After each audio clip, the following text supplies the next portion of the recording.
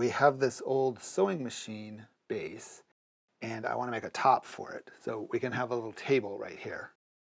Now it has the foot-powered thing to actually power something. I've always wanted to make something that uses that on the table, but I haven't figured out what that is, and it's time I just made a top. So for now, I just want to make a somewhat simple top for this. And that will still leave it open for something in the future that I can make that will actually use the mechanism. Remember this tree? I cut it down with my friend Gabe a couple of years ago. It's a red alder.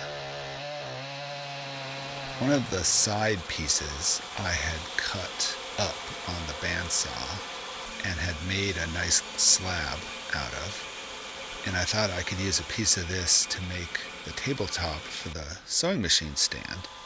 And this piece of wood's been sitting in the shop for at least a year, waiting to become the top for the sewing machine stand. But I found this other piece of wood from the same tree. I thought it would be a little more interesting to do something with the live edge on this piece. I haven't really been into live edge stuff. It's not really my thing. But this seemed a little bit intriguing to sort of build up the tabletop instead of just cutting out a rectangle and sticking it on the stand. But of course, that led me down a rabbit hole of overly complicated construction. So I cut the longer piece that I had found into two shorter pieces and jointed and planed them, and put the live edge faces together on the inside, and it sort of made a nice valley through the center of the top. As I was going to be keeping the live edge, I cleaned up that surface. The bark had fallen off a long time ago, and a wire brush on my drill worked pretty well for that. I then wanted to connect the two pieces together so I could cut them together on the CNC machine. The plan I had hatched was to make some kind of wooden ties that would link the two sides together, sort of like butterflies or wooden bow ties on a crack on a big slab. In looking at the piece, I started to draw what those ties would be.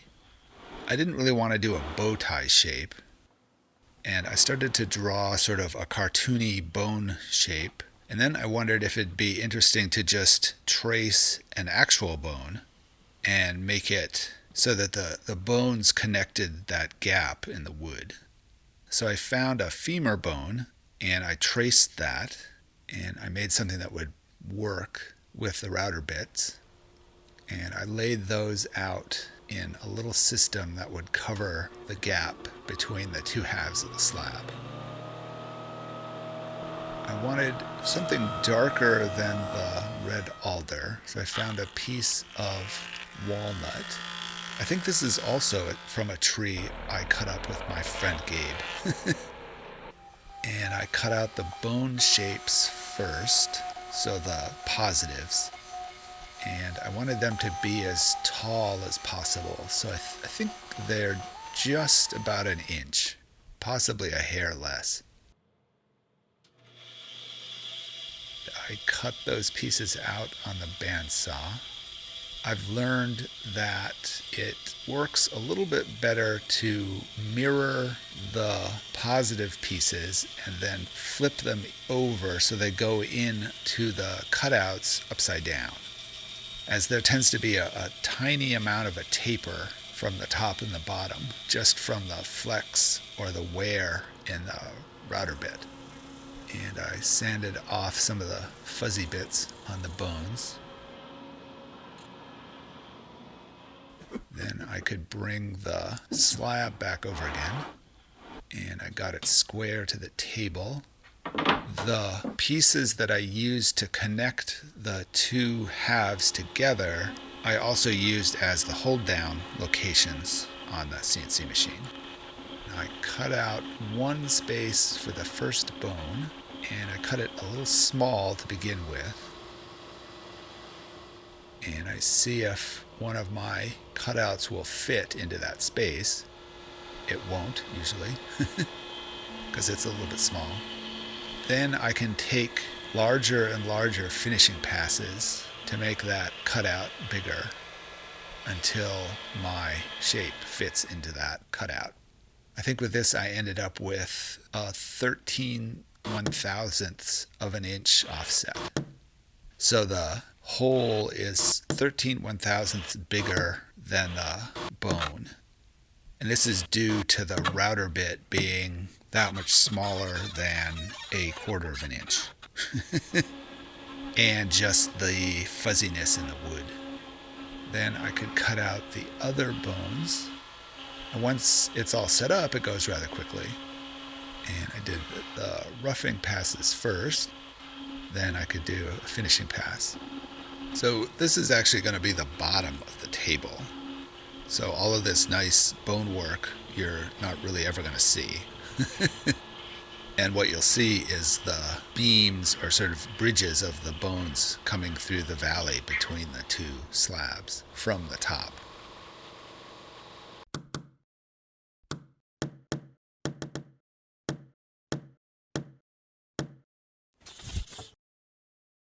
I put glue in the two ends and didn't get it too close to the edge of the slabs, just so the glue wouldn't drip down underneath where I couldn't get at to clean up as the slab is clamped down to the CNC table. And I can put all the bones in. They stick up just a little bit, which was the plan. And now I can flatten all of those with the CNC machine.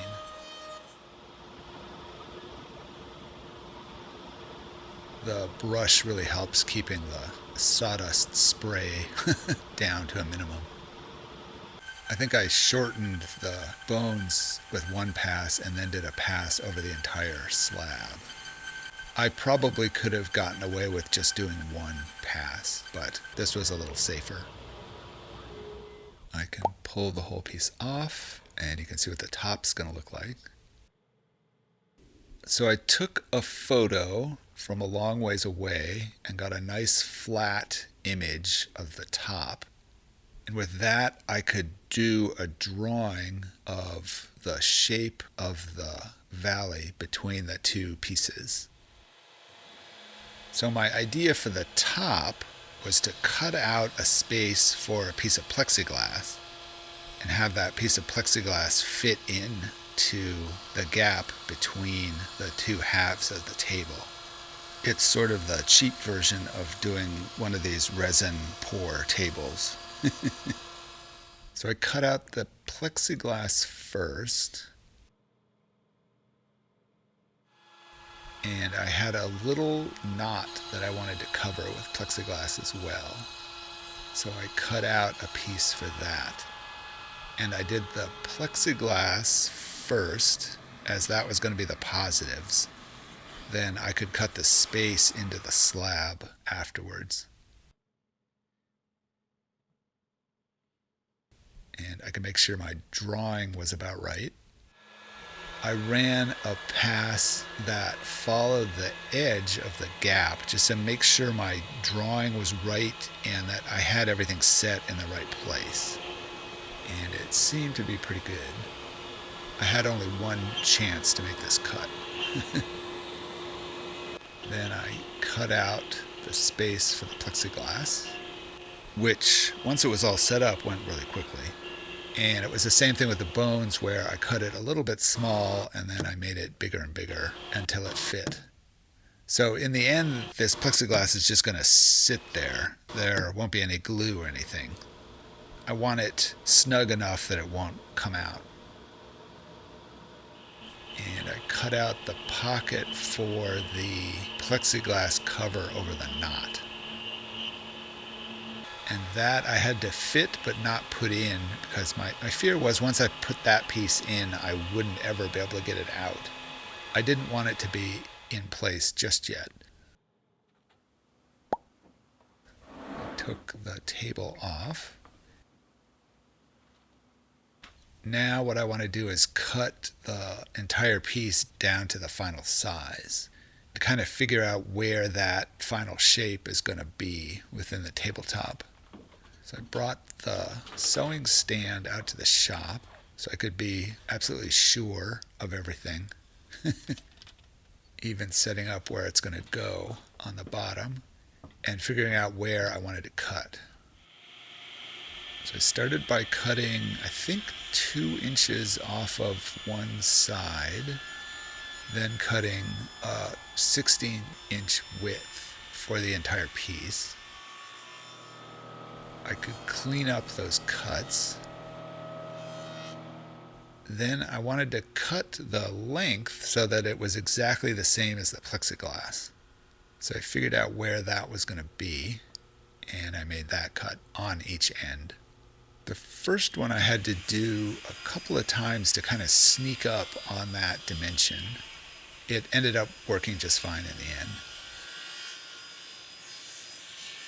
And on the second side, I hit it on the first cut, which is a little bit scary because you don't want to take off too much.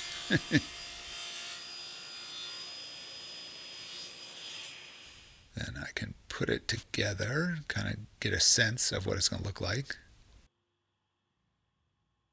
And I can put finish on. Now I used wipe-on polyurethane. I figured it'd be nice if this was a little bit more durable than, say, just oil or shellac. What I didn't realize, and I guess it's because I've never actually done this before, is where the live edge was, I couldn't really rub the wipe-on poly down to a really thin layer. So I got kind of a white haze where it was thick. But I did a little test and it looked like if I coated that area with oil, it would work okay. And that sort of white residue would go away. Rub-on polyurethane really does need to be rubbed on. Can't just be brushed on. Then I can finally attach the legs to the top, and I figured out where I wanted it. And I mark those holes. My drill didn't quite fit next to the legs with it in place. Then I figured out my angle drill would work nicely for this, as it did fit. And I can bring it all inside and finally put the plexiglass pieces in, which are a little tighter now because of the finish, but they still worked. So one thing I wondered about is that it definitely seems like more like something you'd hang on the wall than something you'd put stuff on. Like it's sort of too delicate as a tabletop, but that's what's going to happen. It definitely has a top and a bottom, as in the top and the view from below is very different. There's actually a really nice view of the bones, but really only the cats will ever see that.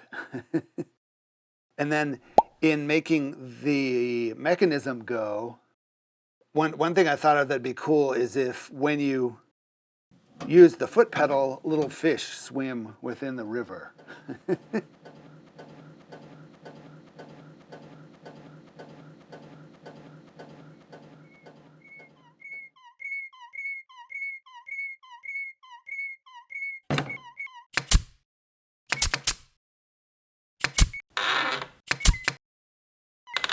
Thanks for watching.